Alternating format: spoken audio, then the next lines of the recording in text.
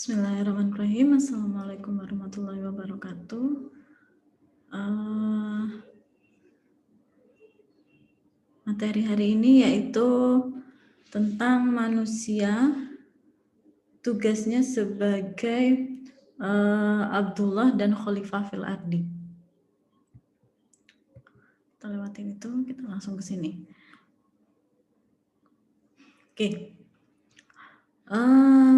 Yang pertama, manusia sebagai Abdullah.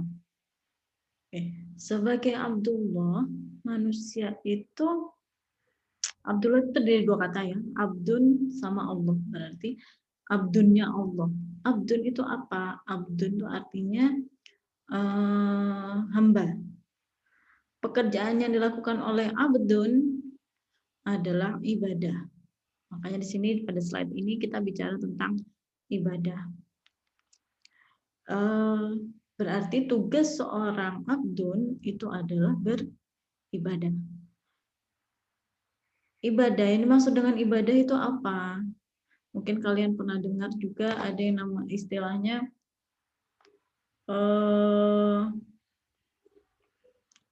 ibadah mahdoh dan ibadah ghairu mahdoh. Nah, nanti kita akan bahas di sini.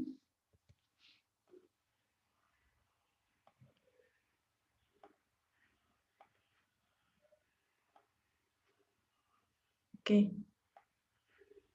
Ibadah. Ibadah itu adalah perbuatan menyatakan bahwa diri berbakti, berserah diri.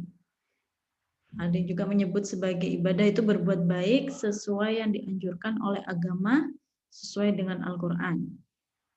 Ada yang menyebutkan bahwa ibadah itu adalah merendahkan diri, tunduk dan patuh pada perintah Allah.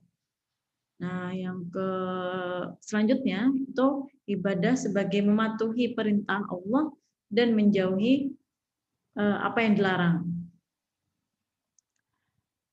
Sebagaimana di surat Az-Zariyat ayat 56, wa ma khalaqtul jinna a'udzubillahi minasyaitonir rajim. Bismillahirrahmanirrahim. Wa ma khalaqtul jinna wal insa illa liya'budun. Wama, dan tidaklah khalaqtu, aku menciptakan, maksudnya Allah, al jinna, jin, wal insa, dan manusia, illa, kecuali. Kalau di sini ada kata tidak kecuali, berarti memang hanya itu. Ya. Tidak ada Tuhan kecuali Allah, berarti hanya Allah, gitu ya. Wa ma khalaqtul jinna wal insa illa liya'budun, kecuali illa liya'budun, untuk menjadi abdun, untuk beribadah. Di sini diartikan sebagai untuk menyembah. Berarti beribadah itu adalah kegiatan menyembah Allah. Kemudian di surat Al-An'am ayat 162 163, a'udzubillahi minasyaitonirrajim. Qul inna sholati wa nusuki wa mahyaya wa mamati lillahi rabbil alamin la syarika lahu wa bidzalika umirtu wa ana awwalul muslimin. Jadi ini dua ayat ya. Ayat yang pertama, qul, katakanlah, inna sholati, sesungguhnya sholatku, wa nusuki, dan ibadahku, wa mahyaya, dan hidupku, wa mamati, dan matiku, lillahi, hanya milik Allah. Lillah, jadi semua yang apa kita lakukan tuh lillah ta'ala gitu ya, lillahi ta'ala. Berarti karena Allah. Berarti kalian belajar ada di sini itu juga karena Allah. Berarti harus diluruskan lagi niatnya. Sehingga kalau kita luruskan niatnya hanya untuk Allah, apa yang kita lakukan itu menjadi ibadah. Jadi syarat ibadah itu adalah niat. Di sini sesuai ini ya. Syarat ibadah, yang pertama itu berarti kita harus niat. Apa yang kita lakukan itu adalah hanya untuk Allah. Lillahi, hanya milik Allah. Rabbil alamin, Tuhan semesta alam. Ini ayat selanjutnya itu penjelasan tentang Allahnya ya. La syarika lahu, dan tidak ada sekutu bagi Allah. Karena tidak ada sekutu, jadi apapun yang kita lakukan itu penjelasannya wa bidzalika, dan dengan itu, dan demikian ya, dan dengan zalika, dengan itu, wa bidzalika umirtu, dan dengan itu aku memang disuruh, wa anna awwalul muslimin, dan aku memang disuruh untuk beribadah gitu loh. Sebentar ya.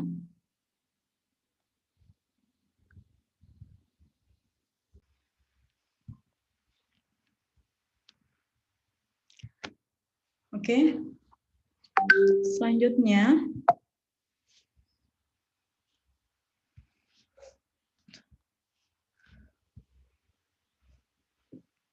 di surat Al-Bayyinah ayat kelima, a'udzubillahi minasyaitonirrajim. Wa ma umiru illa liya'budullaha mukhlishina lahuddin hunafa'a wa yuqimus sholata wa yu'tuz zakah wa dzalika dinul qayyimah. Wa ma umiru, dan aku tidak disuruh, dan mereka tidak disuruh illa liya'budullah, kecuali untuk menyembah Allah. Disuruh ini maksudnya diciptakan. Gitu ya, manusia itu tidak diciptakan kecuali untuk menyembah Allah. Mukhlishina lahuddin. Mukhlis itu secara ikhlas gitu ya, dengan ikhlas, lahuddin, untuk taat kepada yang memiliki agama, hunafa'a wa yuqimus sholata, hunafa'a, dengan lurus. Jadi secara ikhlas dan lurus dengan hanya kepada Allah yang memiliki agama, lahuddin. Ini memurnikan ketaatannya kepada Allah dalam menjalankan agama. Jadi ketika menjalankan agama, ketika beribadah itu niatnya harus benar-benar karena Allah. Jadi bukan karena biar dilihat, biar itu nggak boleh. Berarti niatnya nggak lurus. Berarti ibadahnya tidak kalau kasarannya itu syaratnya aja nggak terpenuhi gitu loh. Gimana mau diterima kayak gitu. Kemudian wa yuqimus sholata, dan mendirikan sholat, wa yu'tuz zakata, dan menunaikan zakat. Wa dzalika dinul qayyimah, dan itulah agama yang lurus, agama yang kuat. Kemudian Abdullah ini secara etimologi diambil dari kata abada ya'budu abdan. Abdan itu abada ya'budu itu kata kerjanya. Abdan itu adalah pekerjaannya, jadi pekerjaannya apa? Kegiatannya ibadah.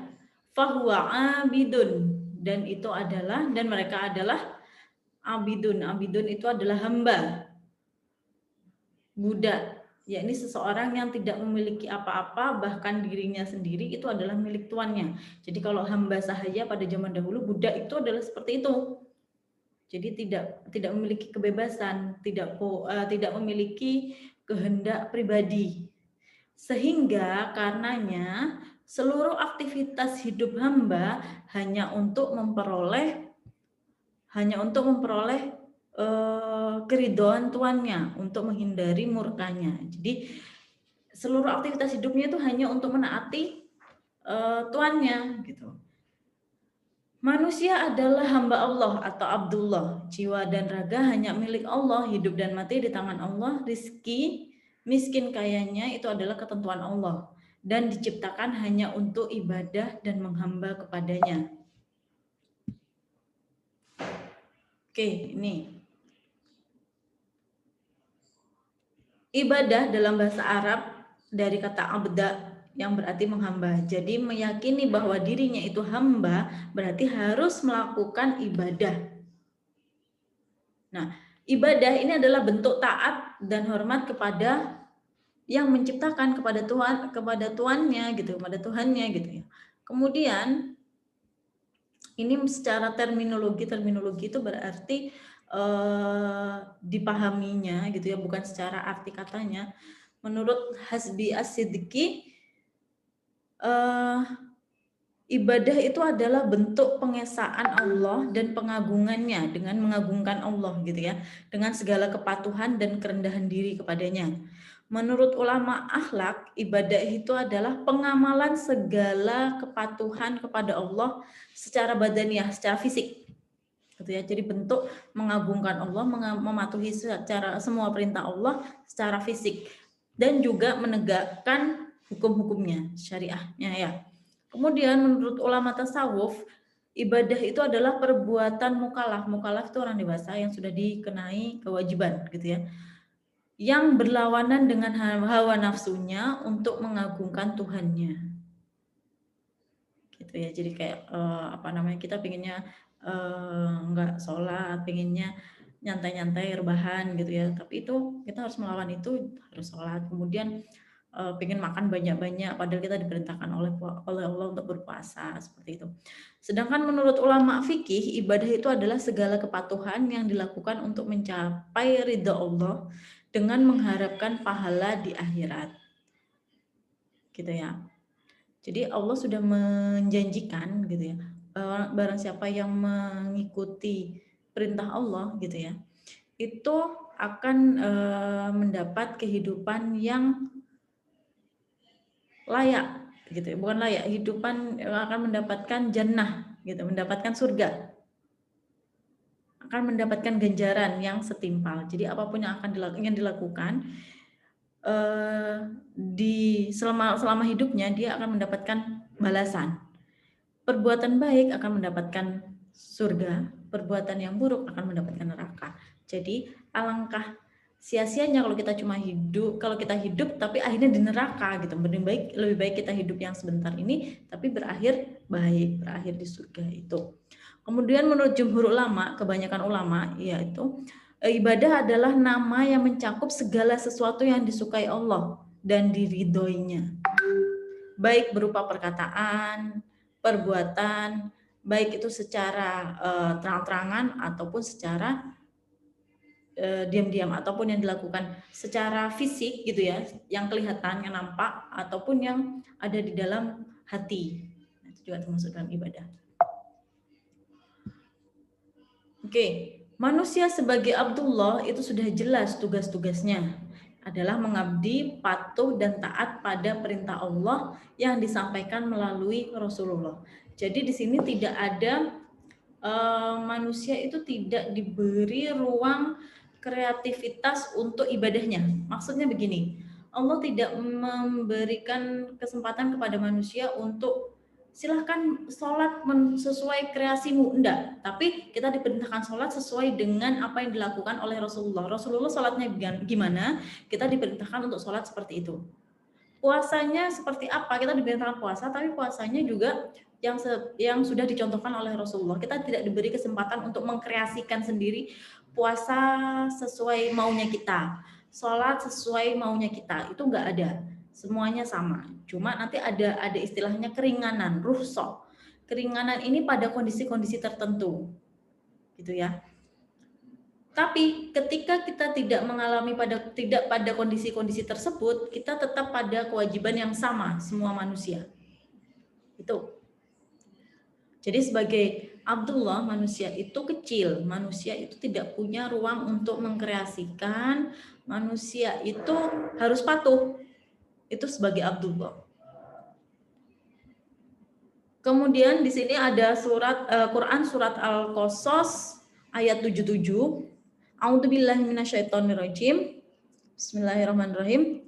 Wa batagi fi ma atakallahu darul akhirah. Ya, sampai akhirah dulu. Dan ini pada sampai akhirah ini adalah kita kita manusia itu diperintahkan untuk mencari kebahagiaan di akhirat. Kebahagiaan di akhirat itu berarti surga. Bagaimana cara mencapai surga? Kita harus beribadah, melakukan hal-hal yang disukai oleh Allah, melakukan hal-hal yang diperintahkan oleh Allah. Berarti kita disuruh beribadah, disuruh menjadi hamba Allah. Tapi ada kelanjutannya. Wala tansa nasibaka minad dunya. Tapi janganlah kamu melupakan kehidupanmu di dunia. gitu ya. Kita diperintahkan untuk berpikir jauh ke depan, tapi tidak melupakan hari ini. Kita diperintahkan untuk diperintahkan untuk memikirkan kehidupan akhirat dengan beribadah, tapi tidak melupakan besok kita mau makan apa, tidak melupakan hari ini kita mau makan apa. Anak istri kalian gitu ya, nanti kalau kalian sudah punya anak istri, keluarga kalian itu mau dikasih makan apa itu tidak dilupakan, juga dipikirkan, maksudnya begitu. Wa ahsin kama ahsanallahu ilaika, dan berbuat baiklah kamu sebagaimana Allah telah berbuat baik kepadamu. Nanti saya akan jelaskan ini. Wala tabgil fasada fil ardi, tapi janganlah kamu membuat kerusakan di muka bumi. Innallaha la yuhibbul mufsidin. Sesungguhnya Allah la yuhibbu, tidak menyukai. Padahal kita diperintahkan untuk melakukan hal-hal yang disukai oleh Allah dan menjauhi hal-hal yang tidak disukai oleh Allah.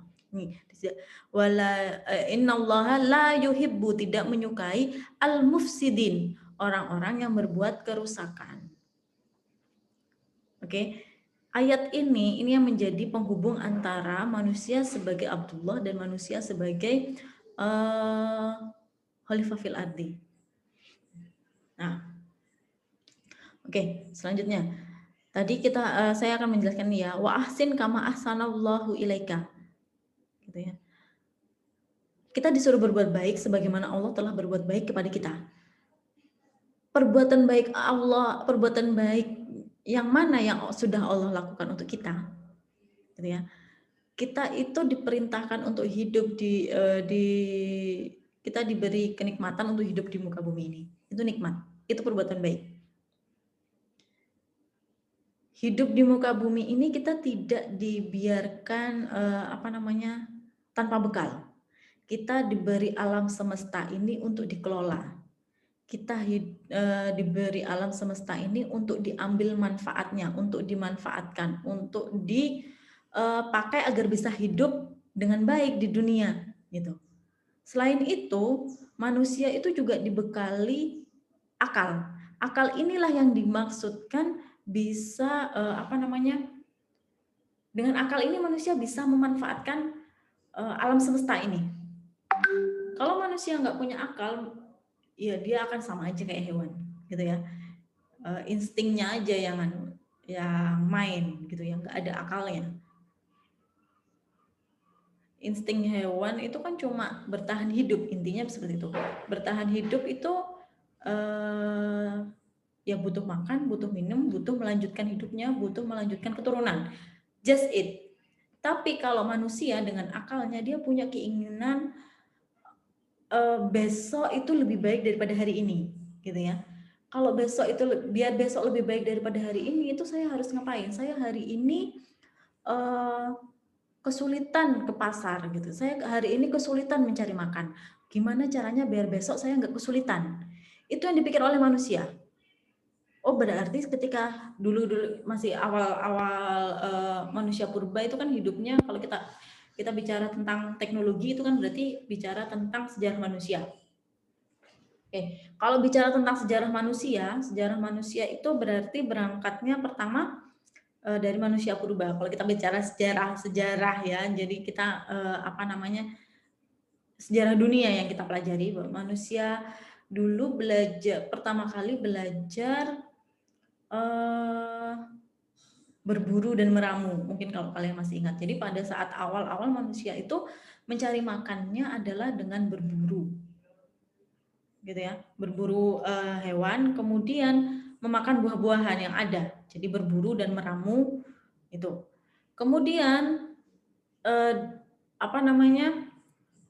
ketika menghadapi cuaca yang berubah, gitu ya, mereka mau nggak mau harus menimbun atau menyiapkan diri untuk pada saat mereka kesulitan untuk mencari makan.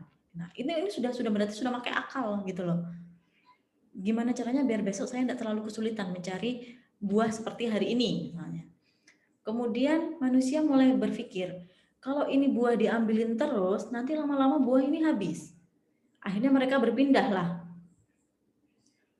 Jadi dari satu tempat kalau sudah habis mereka pindah gitu. Lama-kelamaan manusia ini akan mikir kalau pindah-pindah terus capek gitu. Akhirnya mereka membuka lahan mulai bercocok tanam. Gimana caranya biar tetap berdiam diri di suatu tempat, tapi makanan tetap ada. Berarti mereka harus nanam. Nah itu berarti karena akalnya manusia berpikir. Kalau kita lihat hewan ya enggak mikir sampai ke sana. Pokoknya makan dapat selesai, kenyang tidur. Besok lagi pagi cari makan, kenyang tidur kayak gitu. Beda kalau sama manusia. Nah itu maksudnya. Jadi manusia dibekali akal yang mana dengan akal tersebut manusia bisa berbuat baik sebagaimana Allah sudah berbuat baik. Tapi ada batasannya. Kita dilarang untuk berbuat kerusakan. Karena manusia itu sangat berpotensi menyebabkan kerusakan. Kayak tadi. Manusia memanfaatkan alam semesta tapi tanpa batas, tanpa batasan, tanpa aturan, akhirnya akan menyebabkan kerusakan dan itu tidak disukai oleh Allah. Sehingga batasannya adalah gitu ya. Kita diberi kesempatan ini untuk memanfaatkan alam semesta. Nah, memanfaatkan alam semesta ini adalah tugas manusia sebagai khalifah fil ardi. Tuh, ya. Jadi tugas manusia sebagai khalifah sebagai Abdullah dan sebagai khalifah fil ardi. Batasannya sebagai khalifah fil ardi itu adalah tidak menyebabkan kerusakan. Apapun nanti peranan kalian di masyarakat, itu batasannya adalah tidak boleh menyebabkan kerusakan. Kalian sebagai developer, berarti developer program yang tidak menyebabkan kerusakan. Entah itu kerusakan secara fisik, entah itu kerusakan secara non-fisik. Gitu. Selanjutnya, ini. Manusia merupakan khalifah di bumi ini, khalifah fil ardi, diciptakan oleh Allah dengan berbagai kelebihan dan kesempurnaannya. Ya, sesungguhnya manusia diciptakan dalam kondisi terbaik, dalam bentuk yang terbaik. Fi ahsani takwim, itu sudah dalam Al-Quran. Manusia diberi akal, pikiran, dan juga hawa nafsu sebagai pelengkapnya. Manusia telah diberikan berbagai fasilitas di muka bumi sebagai alat pemenuhan kebutuhan manusia. Semua yang diperlukan oleh manusia telah terhampar di alam semesta. Manusia hanya perlu mengelolanya, memanfaatkan dalam batas tertentu, gitu ya. Itu berarti mengelola. Mengelola itu tetap menjaga kelestarian tanpa menghindari. Maksudnya tetap menggunakan, tapi tetap menjaga kelestarian. Itu mengelola. Kemudian Allah Subhanahu wa taala membekali akal bagi manusia untuk keberlangsungan hidupnya agar tercipta suasana yang kondusif sehingga sesuai dengan tujuan diciptakannya manusia sebagai khalifah fil ardi, yaitu yang membawa kasih sayang gitu ya, misi rahmatan lil alamin. Nah, kalau sudah tercipta situasi yang kondusif, manusia ini bisa beribadah dengan khusyuk. Dia nggak kepikiran, dia bisa sholat dengan khusyuk, mau mengaji dengan khusyuk, mau berpuasa dengan khusyuk gitu ya. Itu ketika tidak kepikiran besok makan apa. Berarti dia harus menyiapkan dulu itu, menyiapkan dulu bekalnya, kemudian bisa beribadah dengan baik. Nah ini sebenarnya berjalan beriringan, bukan berarti tugasnya sebagai Abdullah dulu selesai baru khalifah fil ardi, tapi secara bersama-sama. Sebagai khalifah, manusia diberi tanggung jawab pengelolaan alam semesta untuk kesejahteraan umat. Jadi bukan kepentingan pribadi tapi kepentingan umat. Karena alam semesta memang diciptakan Allah untuk manusia. Sebagai hamba manusia itu kecil. Tetapi sebagai khalifah fil ardi, manusia itu punya tanggung jawab yang sangat besar untuk menegakkan sendi-sendi kehidupan di muka bumi. Oleh karena itu, manusia dilengkapi Allah dengan kelengkapan psikologis yang sempurna, seperti akal, hati, syahwat dan hawa nafsu, yang kesemuanya sangat memadai bagi manusia untuk menjadi makhluk yang sangat terhormat dan mulia.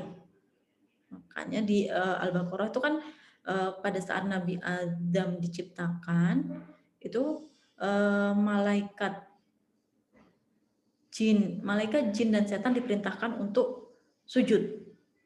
sayangnya iblis atau setan ini menolak. Aba wastakbar. Aba itu menolak dan menyombongkan diri. Mereka merasa bahwa dirinya lebih mulia dibandingkan manusia yang hanya terbuat dari tanah.